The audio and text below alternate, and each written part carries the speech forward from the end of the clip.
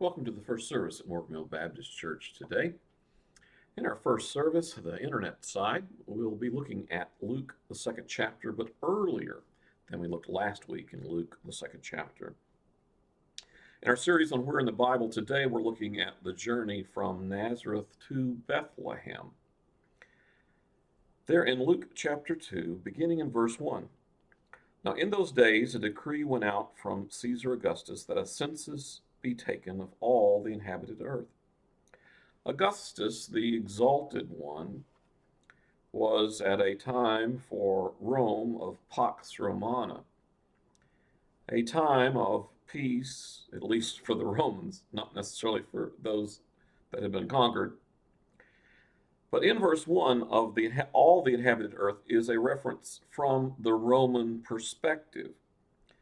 The Bible is not wrong, it is reporting accurately the local context and jargon of the day. God knows the higher truth that there were inhabitants than more than just of the Roman Empire surrounding the Mediterranean and outer regions, but it is accurately reporting the language of the day. This is called a language of accommodation, in some context, even a language of condescension. Science uses such statements even today. Science still refers to a sunrise and a sunset, and everyone knows the sun doesn't rise and the sun does not set. That does not occur by the way our language states it. It is speaking in a way of accommodating, speaking in a way of condescending to others who may not understand those facts or accepting that not everyone would. God uses this not in a sense of disdain, but God really is superior over us. As we covered in the weeks past, God's ways are higher than our ways, and so he reports things in ways that we can understand that.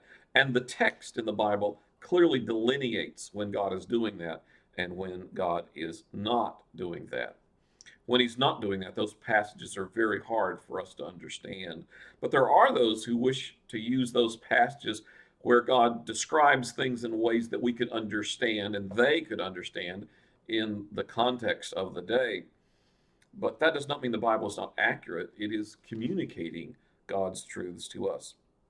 Now, this type of census had been taken by the Romans before, but that was a different type of census. It was used to conscript Romans to serve others, to serve in the Roman military. The Jewish community had been exempt from this type of census early on. This was a new type of census established and was planned to be rotated on a 14-year cycle. This would be used for, among other things, taxes, and the Jewish community actually grew to hate these oppressive and unfair taxes. Verse 2. This is the first census taken while, in the Greek text here, this is Quirinius, was governor of Syria. Now, others look at verse 2 and claim this is a problem with the biblical text, that the reference when Quirinius, there in the Greek text, was actually governor there in Syria, that occurred a decade after the Lord's earthly incarnate birth. Please take that with a grain of salt. For years, those who attacked the Bible said the Bible refers to Hittites many times, but where is the evidence of the Hittites ever existing? Be careful with those who have an agenda. They're seeking not the truth, they're seeking to support their own conclusions and suppositions, often without evidence. The Hittites are now known as one of the superpowers of the ancient world, but for many years they were actually considered by some a lost civilization. Actually, others would list them not as a lost civilization, but as a mislabeled civilization. But we do now know the Bible is not wrong.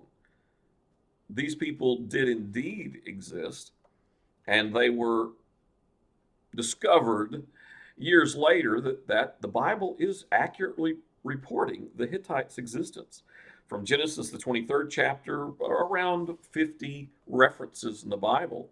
Now, this doesn't surprise believers the Bible is right, but some other unbelievers are taken aback, and the Bible is correct. Now, in today's text, for Kouranios in the Greek text, the census that most people think of is a decade too late. Now, that particular census actually caused a Jewish revolt because of confiscatory unfair taxes. But it was at the wrong time to be anywhere near the Lord's earthly incarnate birth, the miracle by work of the Holy Spirit. So again, there were those who pointed out that, see, the Bible is inaccurate.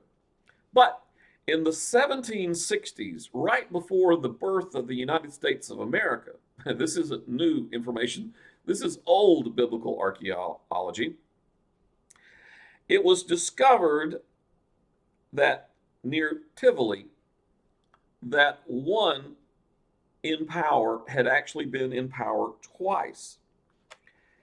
And when the records are compared, it could only be referring to Kouranios. It's the only one that it would fit the pattern. So let us all be very careful in saying the Bible is wrong. Now, we believe the Bible is true because of faith in God. However, evidence does exist that the Bible is accurate. And let us look at more evidence in today's Bible passage in part 2 of our Bible study today.